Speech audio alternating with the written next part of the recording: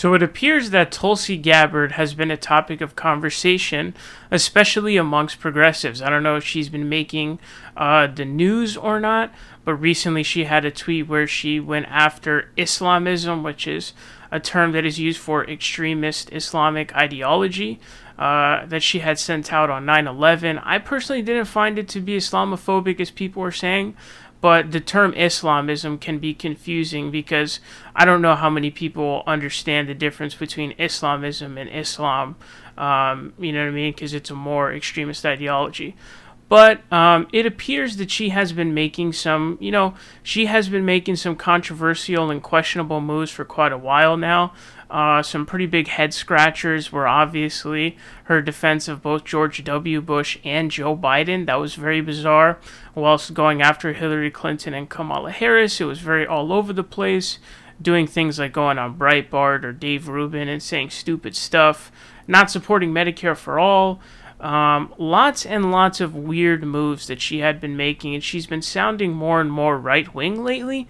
And, there's some further comments from her that seem to be kind of showing this. Now, when Tulsi Gabbard had, I forget what day it was, but, I think that she is definitely going to be a host on Fox News one day. She is no longer a sitting member of Congress. She's going to need some cash flow, and I guarantee you Fox News would be willing to pay top dollar for her to host over there. So I do believe that will be what's going to happen for sure. She'll be able to make a comfy living from that for sure, and it seems to be something that she enjoys. So it appears that Kyle Kulinski has responded to something that Tulsi Gabbard has said. He was somebody who was a defender of Tulsi Gabbard, He was somebody who was in the camp. He wasn't like a sycophant for Tulsi Gabbard like there are many, many people who have the little flower emoji in their names. What a waste of time engaging with those people is. But he was somebody who would defend her and say that, there's areas where I agree, areas where I disagree. But even though he was pretty charitable to Tulsi, there were a few occasions where he was mobbed by her fans. Her husband actually went off on him as well because he had criticized her for what he called bipartisanship humping. So her husband came out and disagreed with him pretty hard on that. So Tulsi Gabbard sent out a tweet saying, at Joe Biden, at Kamala Harris, the humanitarian and national security crisis on the southern border is the direct result of your open border policy. As I said in my 2020 presidential campaign, we can't have a secure nation if we don't have secure borders. So the whole open border stuff is all just buzzword bullshit that doesn't actually exist, especially when it comes to Republicans trying to paint Democrats as being pro-open border. There's pretty much nobody in the country, it's extremely, extremely fringe, to actually be pro-open borders. So it's not a serious policy. It's obviously not in place. That would be insane if it were in place. But not only that, you're talking about some pretty, conservative or very, law-oriented Democrats here. I mean, Joe Biden was a conservative Democrat. Also, the Democrats previous to Trump were extremely, extremely pro-harsh border regulations because of the opinion polls being very, very anti-immigrant back in the 90s. So if you watch Bill Clinton, watch even Obama, they're super, super anti-immigrant. But then when Trump came around, it all of a sudden flipped, because that's how politics works, unfortunately. And then Kamala Harris has been locking up people since day one, so she's not going to be down with open border stuff. So it's just insane all around, right? And then he shares a tweet from AJ Plus that reads, President Biden is using Title 42 to expel asylum seekers without their right to hearings. Ex-President Trump invoked Title 42, citing COVID-19, but health experts say it has no medical basis. Per CNBC, it was used to expel 440,000 people under Trump, 690,000 people under Biden. So it seems like the immigration numbers may actually be higher under Biden than they even were under Donald Trump. So it seems to be something that is very contrary to what she's trying to say. Now, obviously him providing the AJ Plus tweet is sort of his rebuttal to it, and he puts 8 question marks in there apparently. And I don't know, the thing is, I don't know what Kyle's general opinion on Tulsi Gabbard is. I don't know if he's kind of seen the light. Obviously, the main person who was on the train of really going after Tulsi Gabbard, calling her out, was Anna Kasparian, obviously. So it does appear that she ended up being right on that front, certainly. She definitely does not seem left-wing to me. She seems to be a kind of weird, like maybe like a Knott's Bowl type of person, or maybe just an opportunist in general, maybe not even intellectually consistent. It's really hard to tell with someone like Tulsi Gabbard, but there are like the Steve Bannon types who are like economic nationalists, but are very anti-immigration or very racist and things like that. So, maybe like the Knott's Bowl type. It's really hard to tell with Tulsi Gabbard, but I think she kind of just goes where the wind flows. She's clearly not consistent in any way, because she had defended George W. Bush when everyone was calling out Ellen for hanging out with him. Like, the dude's a massive, massive war criminal whose their hands, like hundreds of thousands of innocent lives are on his hands. The blood of them is on his hands. So she came out and defended him. She also had came out and defended Joe Biden from Kamala Harris, saying that he was racist. Obviously, Joe Biden definitely has a shady past when it comes to racism. She came out and defended him. It's almost weird. Like, it seems like she goes after the female corporate Democrats, or the Republicans, but when it's the males, I guess she defends them. It's very, very bizarre. It's hard to find like a trend here of what the ideology is, and I don't know if it's true or not, but I have heard that Kyle has sort of soured in his opinion on Tulsi Gabbard. Also, something that's worth noting or interesting to note is in the replies to this tweet, there do seem to be a lot of people who are just coming out against this. Jeff Waldorf, he says, Anna saw through Tulsi from the start and everyone went after her for it. But pretty much all these tweets that I've seen are just anti-Tulsi. It says, I said it before and I'll say it again, Yang and Tulsi were appealing in the 2020 race, but they fell off hard. This one says, is Tulsi just a Republican? Honestly, I think she is switching sides at this point. I don't blame her. Look how the Democrats rejected her. She has more support from the right, that's obviously stupid. This person says she's not wrong, but doesn't appear that people agree with him when you look at the responses, of course. But this is something rare that you see when it comes to a tweet about Tulsi Gabbard, because like I said, her hive mind stands with the dumb flower sign in their names. They would sort of raid anybody who said anything about it. So I don't know if this is an indication that the fan base of Tulsi Gabbard is potentially dead. I'm not really sure. I mean, like this one says, open board's talking point. It always has been. No one advocates for it. Literally no one. Then she told you who she was in 2019 and every year. And it's linking the YouTube video, I believe, from Michael Brooks' show covering her appearance on Dave Rubin. This one says, she's just a right-winger, bro. You have no need to overthink it. And I agree. She is definitely a right-winger. Maybe even overall, but I would say like at best, maybe she's like center-left when it comes to economic policy. But at this point, it's too hard to even peg where she even stands politically speaking. So it kind of makes it difficult to determine what her ideology even is. Maybe like the Knott's Bowl type ideology. I don't really know, where you're economically nationalist, but then you are, you're conservative when it comes to race and social issues and stuff like that. She also has a very homophobic past and blah, blah, blah. So, this is what appears to be going on with Tulsi Gabbard. She appears to... I thought she was already doing it for a while, where she was making the rightward turn, but she's definitely going to be hosting a Fox News show in not too long. So Biden's poll numbers are sinking right now. It appears to have been sinking ever since the Afghanistan situation where he pulled out. Of course, the pullout, it was kind of like pulling off a Band-Aid. You just kind of had to get it off. Could it have been better? Probably. And so the way that the media covered it was entirely negative on the part of Joe Biden. And obviously, the media controls the narrative because they tell you what's going on, and so you believe what they say.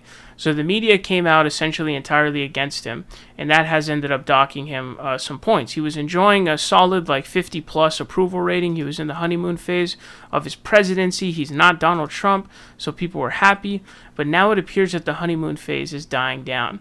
It says, Biden confronts sinking poll numbers. President Biden is facing strong political headwinds as troubles mount for his domestic agenda.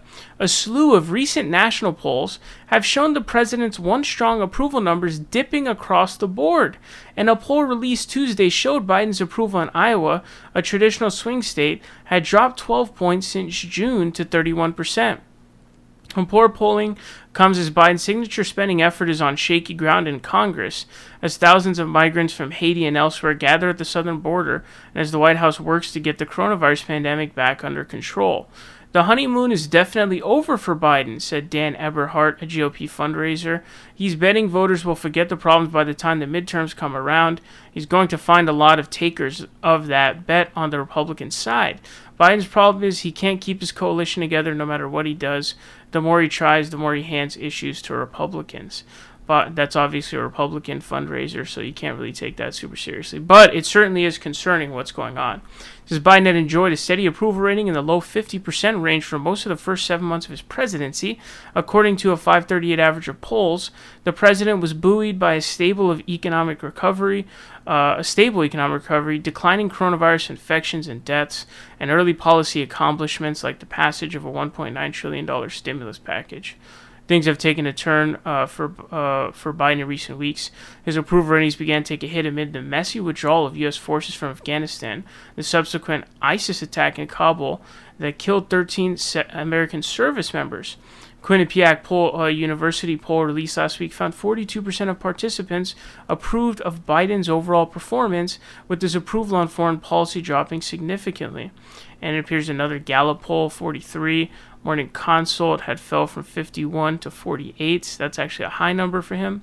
So he's dropped from above 50 to now in the low 40s, which is definitely a big drop. The honeymoon phase does seem to essentially be dying down for Joe Biden. This is a bad sign for the midterms, and the problem is he hasn't really had any accomplishments. The biggest accomplishment I would say is that was good is just pulling out of Afghanistan. That's pretty much all you have, but the way it went down wasn't pretty, so the media is going to be super against you, although they'd be against you anyways. Obviously, they are owned and paid by the military-industrial complex, so big kudos to Biden on that, because it took some massive balls. Definitely Obama did not have those kinds of balls. So, that's very cool that he did that.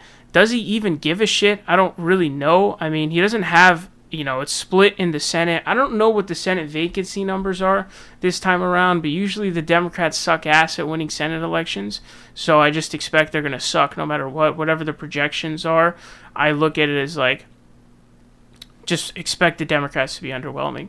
The majority in the House is razor thin. They're probably going to lose it this time around, I would expect. So they're kind of fucked. They might not. I don't even think they're going to have either houses, either level of Congress.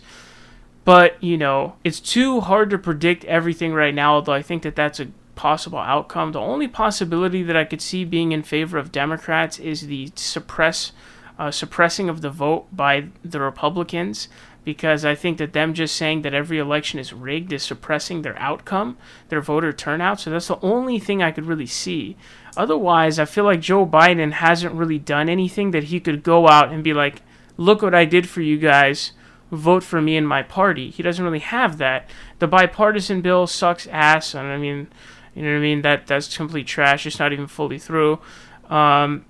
You haven't got the reconciliation bill. You haven't got $15 minimum wage. You haven't done anything serious.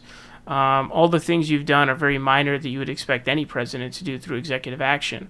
So there's not really been any tangible victories other than pulling out of Afghanistan, which, due to the way it was marketed, and the way it was executed, it's not as palatable for people. So, then the question is, forget the midterms, think about his potential reelection. Is he even going to run for president in 2024? I don't know. There's so many variables.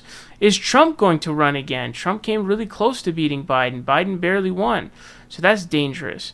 If he doesn't run, is Kamala Harris going to run? I would assume so. If Kamala Harris does run, are we running under traditional parameters in which it's taboo to run against an incumbent? Because she would be the vice president, not the president. So is anybody willing to challenge her in a primary? What are Kamala Harris's electability odds? I would say extremely low. maybe even in the Democratic Party. So there's so many variables going on here. Will people forget by the time his term's over? The problem is there's too much of a standstill going on in Congress to where he can't really, because he doesn't want to, he's not going to get anything tangible through that he can market to voters, right? How did the Democrats win those 2 seats in the Senate? Well, they won those 2 seats by saying, we're going to give you a stimulus check. We're going to give you 2 Gs. That's how they did it, right? We're going to give you relief from this pandemic. Now what are you going to do? You don't have shit. You can't market anything that you've done. So it just puts it in a tough position. But he's definitely got to figure this out. And if he really wants to, like, the reconciliation bill would be something like, we invested $3 trillion into American infrastructure. That would be something that you could, tout. But is that going to get through? I don't know. I think he could easily do it.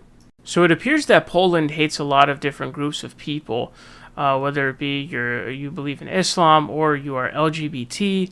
So there have been these like anti-LGBT zones, or what they call LGBT-free zones. This is part of a ongoing brawl between Poland and the EU. Poland would have been nothing without the EU, but Poland is very conservative socially, very, very conservative socially. So that's obviously at odds with the EU.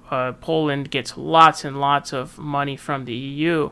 So what's been going on is the EU has actually been withholding funds from Poland in order to get them to follow the rules of the EU.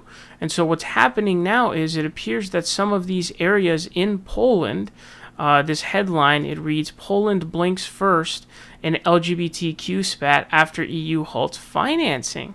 So it says parts of Poland that declared themselves LGBTQ-free zones in defiance of European Union diversity policies began reversing their stance after Brussels halted as much as 126 million euros, 148 million US dollars, of pandemic aid. The Eastern Sviatokriski, I don't know how to say that, region voted this week to revoke a 2019 declaration targeting LGBTQ, quote, ideology. And I saw like a protest. It was like a sign that had like anti-totalitarianism, and it had one that was like anti-Nazi, one that was anti-communist, and then one that was anti-LGBT. So completely fucking insane. Obviously, the religious influence is very heavy there. Over there, they are extremely, extremely Catholic. It says the Malopolsky region in the south may follow suit Monday after amending a similar resolution.